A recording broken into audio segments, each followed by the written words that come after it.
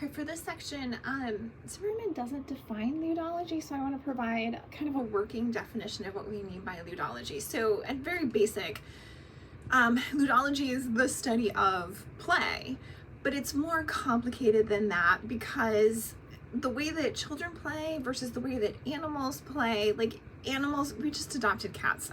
You're gonna ultimately see them throughout, or you've already seen them in some of these videos.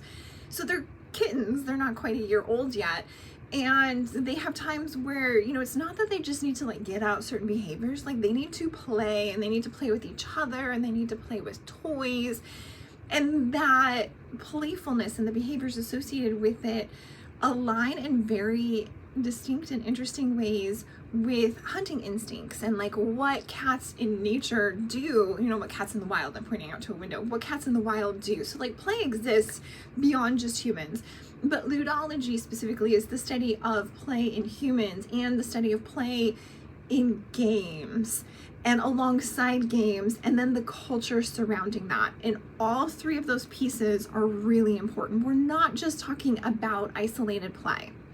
And we are absolutely not talking about playing a game and then isolating that game and the narrative and the play style and the genre and the technology that's required and the information literacy practices that are surrounding that and the media literacy practices that are surrounding that.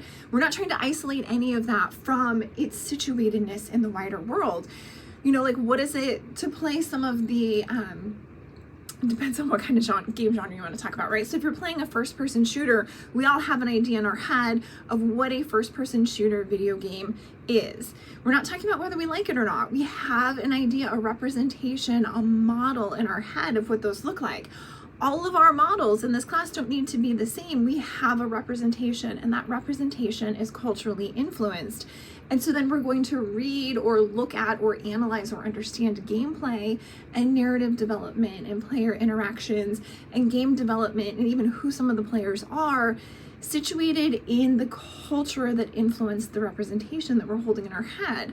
And if the reference, so the actual game that we're talking about, so let's say we don't just say first-person shooter, we say something like Fortnite, which, I mean, game genres are not one thing, right? So my goal here is not to argue over what we're going to label each of these things. We're going to go with an example now. And now that we've been given an example, again, the representation that all of us hold does not need to be the same because it's, again, culturally influenced. And so when we say ludology, and then we really start talking about this section, so the section I want to talk about with Zimmerman is the idea that information has been put out to play in our ludic century.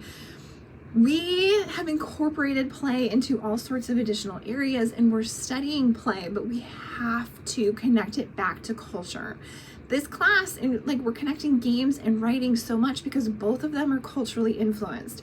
So at a very basic level, all writing is in response to other writing in that situation, or other writing surrounding that situation, or other writing influencing the culture from which the ideas in that writing are coming from.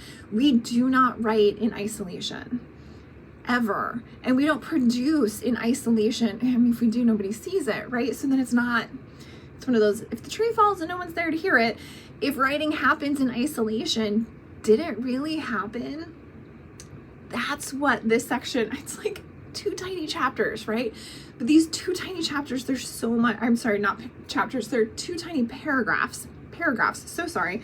These 2 tiny paragraphs are really talking about that idea that we need to culturally situate, we need to culturally consider, and that we always do that when we bring in the idea of play and when we bring in the idea of games, and that play and games do not need to be or live within this very concrete structure of this is a game. We do not have, nor do we need to have, a rigid structure of game, not game. And so then the example that Zimmerman brings in at the very end of that second paragraph is Wikipedia and the playfulness and the game-like qualities of Wikipedia, looking at it, connecting it, playing with it in new ways, playing with it as an editor, building a community surrounding it, building a community surrounding information.